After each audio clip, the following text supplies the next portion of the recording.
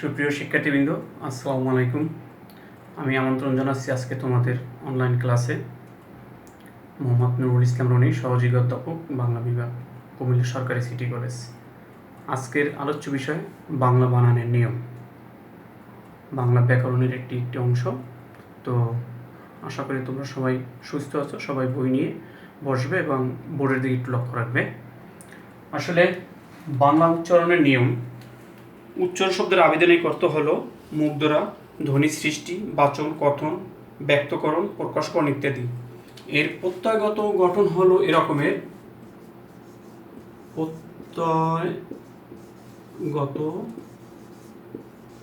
গঠন এরকম: উ যোগ চারি যোগ অন, এটা হলো প্রত্যয়গত গঠন। উচ্চারণ উ যোগ চারি যোগ অন, এটা হলো কৃত প্রত্যয়, এই জন্য কৃত চিহ্ন থাকবে। মূলত বাকযন্ত্রের সাহায্যে আমরা মনের ভাব প্রকাশ করি। মনের ভাব প্রকাশ করার জন্য আমরা যে বিভিন্ন ধ্বনি বা বর্ণ বা বর্ণসমষ্টি উচ্চারণ করি, সেটা এই উচ্চারণ করাটা কিন্তু সবার ক্ষেত্রে সমান নয়, এটা আলাদা আলাদা হয়ে থাকে। বিভিন্ন ভাষা যেমন আলাদা আলাদা হয়, আবার একই ভাষায় বিভিন্ন অঞ্চলভেদে উচ্চারণের তারতম্য আমরা লক্ষ্য করি। এর কারণ হলো যে উচ্চারণ মৌখিক হওয়ায় বাচন মৌখিক কারণে একের সঙ্গে অন্যের উচ্চারণগত তফাৎ বা পার্থক্য দেখা যায়। তাই প্রতিটি শব্দের যথার্থ উচ্চারণের জন্য কতগুলো নিয়ম বা সূত্র রয়েছে। এই সূত্র বা নিয়মগুলোর সমষ্টিকে বলা হয় উচ্চারণের নিয়ম। এই উচ্চারণের নিয়মের প্রয়োজনীয়তা, যেহেতু আমরা জানি যে উচ্চারণ হচ্ছে একটি শিল্প, তাই আমরা যখন মনের ভাব প্রকাশ করি, লিখে বা উচ্চারণ করে বা কথা বলে, সেই লেখা বা উচ্চারণ সেটা কিন্তু সঠিক এবং যথার্থ হতে হবে। কেননা ভাষার এটা একটি মৌলিক রূপ। উচ্চারণের সম্পর্কে স্পষ্টতর ধারণা না থাকলে আধুনিককালের আধুনিক ভাষা সম্পূর্ণ অসম্পূর্ণ থেকে যায়। বাংলা ভাষায় অনেক বর্ণের আকৃতি একরূপ বা হলেও উচ্চারণ কিন্তু একরকম নয়। যেমন আমাদের বাংলা ভাষায় আমরা স আছে তিনটা, যেমন একটাকে বলি কি তালব্যস্ব, একটাকে বলি দন্তস্ব, আর একটা বলি পেটকাটা স, এরকম আমরা বলে থাকি। মূলত এই তিনটাই স, কিন্তু এর পার্থক্যটা হলো উচ্চারণগত, অর্থাৎ এটা কখনো তালু, কণ্ঠ, ওষ্ঠ অথবা নাসিক্য বর্ণ বলা হয়। অর্থাৎ উচ্চারণের ক্ষেত্রে এরকম কোনটা দীর্ঘশ্বাস, কোনটা স্বল্পশ্বাস, এরকম প্রসার করতে হয়। এই জন্য উচ্চারণের জন্য এর পার্থক্য হয়। তো বাংলা ভাষাকে সঠিক এবং শুদ্ধভাবে উচ্চারণ করার জন্য উচ্চারণের কিছু নিয়ম অবশ্যই যেমন প্রয়োজন। এই উচ্চারণের ভুল উচ্চারণের জন্য একদিকে যেমন অপরিচ্ছন্ন এবং জটিল করে তোলে, তেমনি অন্যদিকে ধ্বনিগত এবং অর্থগত বিকৃত পরিবর্তনও ঘটে। কাজেই উচ্চারণের একটি নিয়ম মানা বা থাকা আবশ্যক। তাই আজকে আমরা বাংলা ভাষার যে উচ্চারণের বিষয়টা উচ্চারণ করব, যে বাংলা উচ্চারণের নিয়ম। পৃথিবীর সকল ভাষাতেই ভাষা উচ্চারণের কতগুলো নিয়ম আছে, বাংলা ভাষাতেও আছে।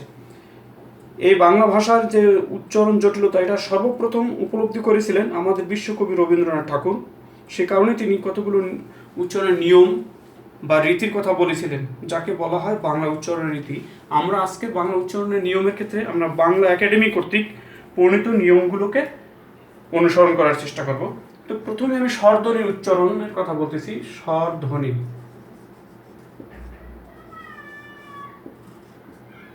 এই স্বরধ্বনি উচ্চারণ, আমরা জানি যে বাংলা বর্ণমালায় আমাদের স্বরবর্ণ কয়টা আছে? 11টা। কি কি? স্বরে অ, স্বরে আ, রস্বই, দীর্ঘই, রস্যু, দীর্ঘ, রি, এ, ওই, ও, ও। তাহলে কয়টা হলো? 1 2 3 4 5 6 7 8 9 10 11। এটা হচ্ছে আমাদের বাংলা স্বরবর্ণ। কিন্তু স্বতন্ত্র ধ্বনিমূলে উচ্চারণ হিসেবে এর মোট 7টি রূপ রয়েছে। সেগুলো কি? যেমন এই উচ্চারণ ধ্বনিমূল উচ্চারণ, এটাকে বলা হয় ধ্বনিমূল। এই ধ্বনিমূল উচ্চারণের ধ্বনিমূল কয়টা? এটা রয়েছে মোট 7টি। যেমন অ, তারপর আ, অ, আ, ই উ এ ও এ, এই 7টা হলো ধ্বনিমূলের উচ্চারণ। অর্থাৎ এই ধ্বনিগুলোকে যখন আমরা উচ্চারণ করি তখন মূলত উচ্চারণ ধ্বনিমূল এই 7টা হয়ে যায়। কিভাবে সেগুলো আমরা পরবর্তীতে বিভিন্ন উদাহরণের সাথে দেখব। যে বাংলা লিখিত ভাষায় ব্যবহৃত মূলত অ এর উচ্চারণ দুরকম হয়। স্বরে অ, এই যে আমরা যেটাকে বলি স্বরে অ, এর উচ্চারণ দুরকম হয়, দুটো হয়। কি কি? একটা হলো অর্ধ বিবৃত, একটা হচ্ছে অর্ধ বিবৃত, অর্থ বিবৃত স্বরধ্বনি, আর একটা হচ্ছে ওকার, ও কার। আমরা অনেক সময় স্বরে অকে ও হিসেবে উচ্চারণ করি, সেগুলো আমরা পরবর্তীতে দেখাবো।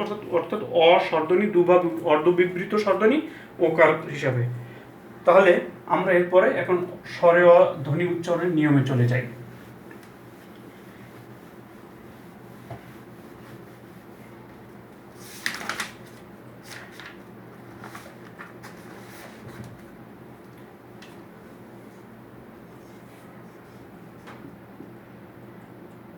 অধ্বনি, এই অধ্বনি উচ্চারণের কয়েকটা পর্যায় আছে। অর্থাৎ একটা হলো আদ্য অ, আরেকটা হলো মধ্য অ, আরেকটা হলো অন্ত অ। অর্থাৎ এই স্বরে অ ধ্বনি যখন কোনো শব্দ বা মানে শব্দের শুরুতে উচ্চারিত হবে তখন সেক্ষেত্রে কিছু নিয়ম থাকবে। আবার যখন মধ্যে উচ্চারিত হবে তখন সেখানেও কিছু নিয়ম থাকবে, এবং শেষে উচ্চারিত হলে সেখানেও কিছু নিয়ম থাকবে। অধ্বনি উচ্চারণের প্রথম যে নিয়মটা সেটা হলো শব্দের শুরুতে অ থাকলে সেই অকে আমরা আদ্য অ বলি। আবার এই আদ্য এর পরে যদি রস্বই কিংবা দীর্ঘ, অর্থাৎ 1 নম্বর নিয়ম হচ্ছে যে আদ্য বা শুরু, আমি আগেই বলেছি, আদ্য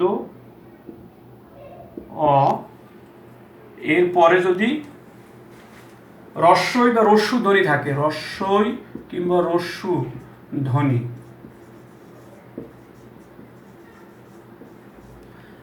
আদ্য অ এর পরে রস্বই কিংবা রস্যু যদি ধ্বনি থাকে তাহলে সেই অ এর উচ্চারণ ওকারের মতো হবে। তাহলে সেই অ এর উচ্চারণ হবে ওকারের মতো, ওকারের মতো। অর্থাৎ 1 নম্বর নিয়মটা কি বললাম, যে শব্দের শুরুতে বা আদ্যে যদি স্বরে অ এর উচ্চারণ যদি রস্বই বা রস্যু ধ্বনির মতো রস্বই বা রস্যু থাকে, আদ্য কোনো শব্দের শুরুতে যদি রস্বই বা রস্যু থাকে এবং তার উচ্চারণ যদি ওকারের মতো হবে। যেমন আমরা যদি উদাহরণ হিসেবে দিই, নদী, একটা উদাহরণ দিলাম আমি। আমরা নদী লেখি কিন্তু উচ্চারণটা কিন্তু করি কি নদী, উচ্চারণটা কিন্তু নদী বলি না, নদী, উচ্চারণটা হয় নদী। আবার যদি বলি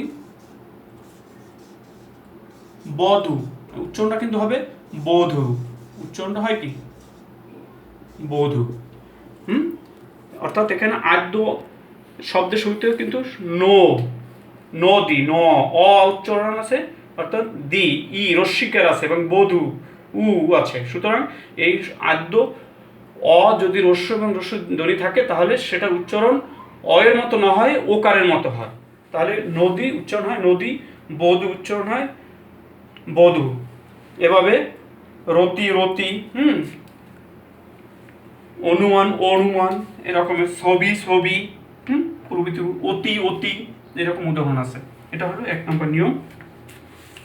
এরপর এটা আবার একটি ব্যতিক্রমও কিন্তু আছে, এই নিয়মের একটি ব্যতিক্রম আছে। সেটা হলো যে নংসার্থক অ উপসর্গ এবং সহ যদি সহিত অর্থে দন্তেস্ব থাকে, দন্তেস্ব উদ্দর্গিত থাকে, তো সেই ক্ষেত্রে এর উচ্চারণটা কিছুটা শিথিল হয়। যেমন অসীম অসীম, অসুখ অসুখ, অর্থাৎ সেক্ষেত্রে কিন্তু এই ওকারের মতো উচ্চারণ হয় না। নংসার্থক কি থাকে স্বরে অ উপসর্গ যুগে, সেই ক্ষেত্রে এই নিয়মটা প্রযোজ্য হবে না। এরপর নাম্বার 2,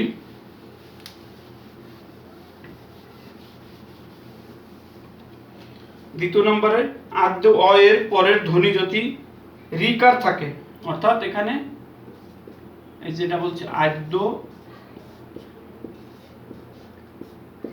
অ এর পরে যদি রি থাকে, এই আদ্য এর পরে যদি রি থাকে তাহলে সেই রি অ এর উচ্চারণ ওকারের মতো হবে, সেই অ এর উচ্চারণ ও এর মতো হবে। যেমন যকৃত থেকে হবে যোগকৃত, উচ্চারণ হয় যোগকৃত, উচ্চারণ হবে কি যোগকৃত। মসৃণ মসৃণ, মসৃণ উচ্চারণ হবে মসৃণ। অর্থাৎ শব্দের শুরুতে যদি রি থাকে তাহলে সেই রি আদ্য অ এর পরে সাধারণত সেটা উচ্চারণটা কিভাবে হবে, অ এর মতো না হয়ে ওকারের মতো হবে। এক্ষেত্রে উচ্চারণটা হবে ওকারের মতো, ওকারের মতো। যেমন যকৃত, এখানে রি আছে, রিকার আছে, তাহলে এটা যকৃত উচ্চারণটা হয় যোগকৃত। মসৃণ মসৃণ, এভাবে আমরা উচ্চারণ করি।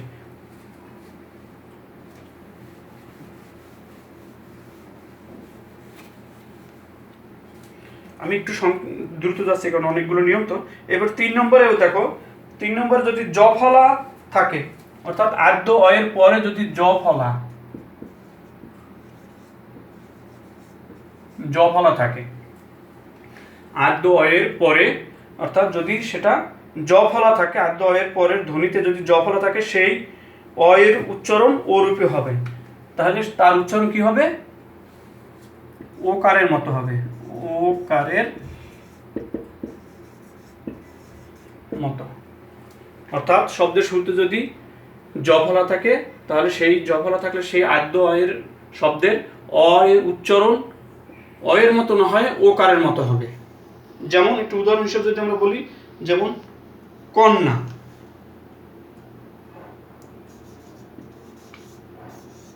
কন্যা, তারপর কি আছে কল্যাণ, কল্যাণ, কন্যা কল্যাণ, পণ্য পদ্ম,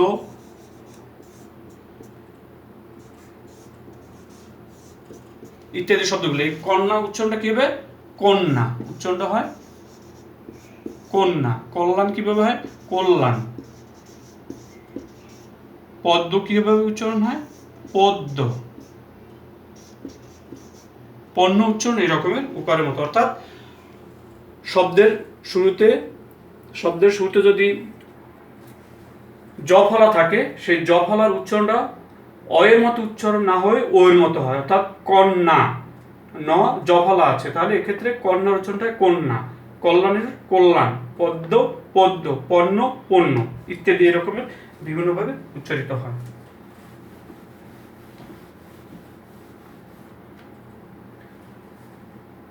এরপরে যদি আদ্য স্বরে অ এর পরে, অর্থাৎ অ এর পরে কেউ এবং জ ফলা থাকে, কি থাকে,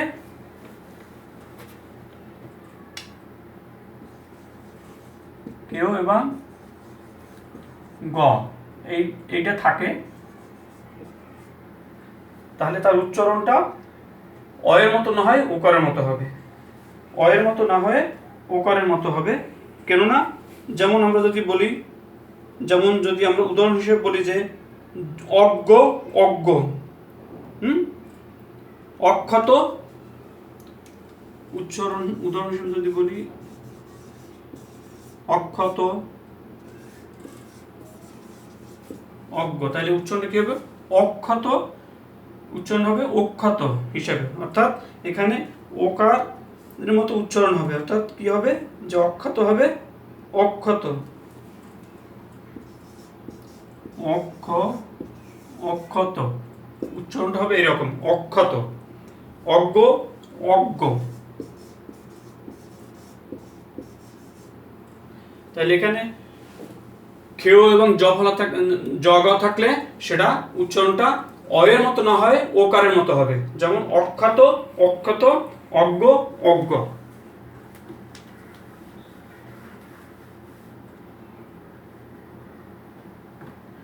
এরপরে 5 নম্বরে নিয়ম, যদি র ফলাযুক্ত আদ্য অ উচ্চারণের ওকারের মতো হয়, যেমন আদ্য অয়ের উচ্চারণ যদি র ফলা থাকে, এখানে তো খ থাকে, এটা থাকে র ফলা, থাকে, তাহলে সেই শব্দের উচ্চারণ অ এর মতো না হয় ওকারের মতো হবে। এই র ফলাটা কিরকম, যেমন প্রথম, প্রথম এটা র ফলা। তারপর কি শ্রম, তারপর ক্রম,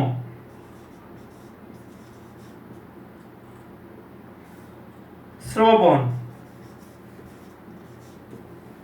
তাহলে এই শব্দগুলো যদি আমরা উচ্চারণ করি তখন কি হলো, প্রথম উচ্চারণটা কি প্রথম, প্রথম ওকারের মতো উচ্চারণ প্রথম। হ্যাঁ, তারপর কি শ্রম, উচ্চারণটা কিরকম করি শ্রম, ক্রমটা উচ্চারণ করি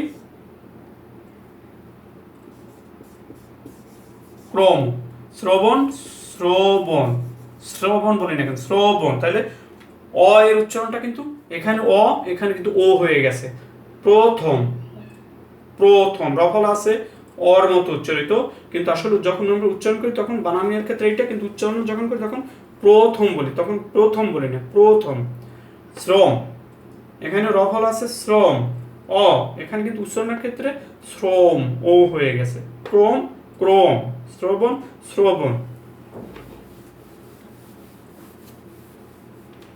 এবার 6 নম্বরে হচ্ছে যে সাধুরতিতে ইকার থাকলে এবং পরবর্তীতে সেটা হয়তো বা প্রলোপ পেয়েছে, এরকম ধরনের যদি কিছু থাকে তাহলে সেটা প্রায়শই অ এর ক্ষেত্রে ও উচ্চারিত হবে, যেমন করিব,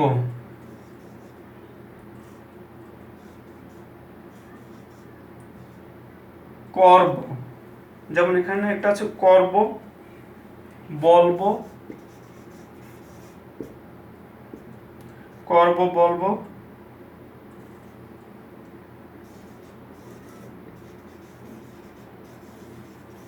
কলিকাতা। তাহলে এগুলো যদিও সাধারণত এগুলো ই ধ্বনি ছিল, কিন্তু ক্রিয়াপদ ও বিশেষ্য পদের বদলে চলিত রূপে ই বিলুপ্ত হয়ে পরবর্তীতে এর প্রভাব আনুক্য অ এর পরিবর্তে ওকার মতো আছে। করব, এখানে উচ্চারণ করব, করব, কোর, করব, উচ্চারণ হবে করব, বলবো, এই উচ্চারণ বলবো, বলবো, উচ্চারণ হয় বলবো, কলিকাতা, কলকাতা,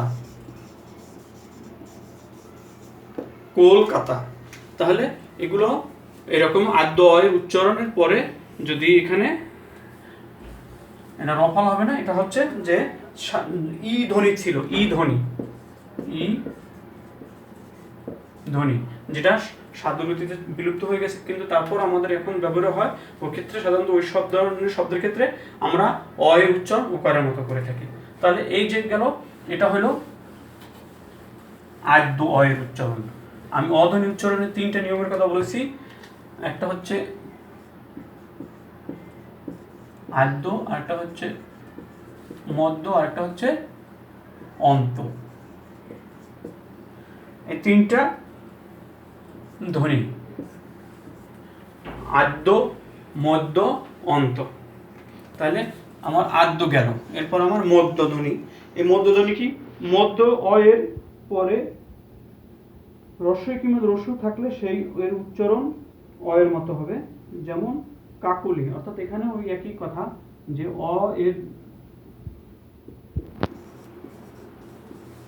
অ ধ্বনির ক্ষেত্রে কি থাকলে, রস্বই কিংবা রস্যু থাকলে এটা হচ্ছে মধ্য, অ ধ্বনির ক্ষেত্রে এটা হচ্ছে কিন্তু মধ্য অ।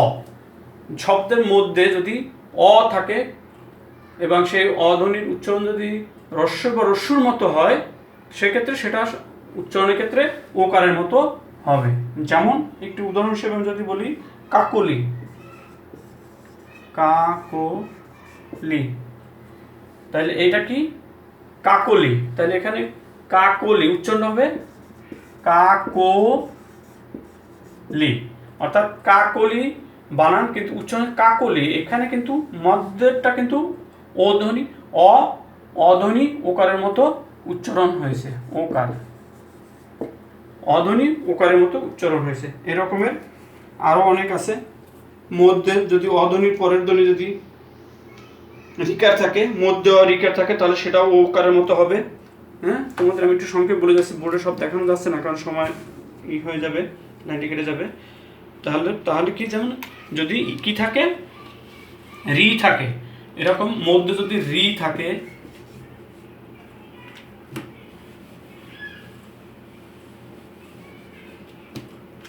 একটা হচ্ছে রি থাকলে, আর একটা হচ্ছে যে জফলা থাকলে,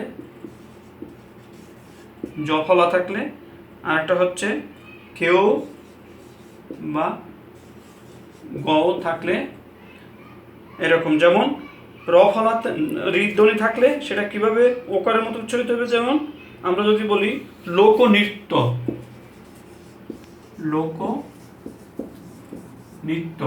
তাহলে এটা রিকার আছে, তো মধ্যধ্বনি রিকার আছে, তাহলে লোকনৃত্য, এখানে লোকনৃত্য উচ্চারণ হবে, এটা কিন্তু তয় ওকার উচ্চারণ হয়ে যাবে, নৃত্য।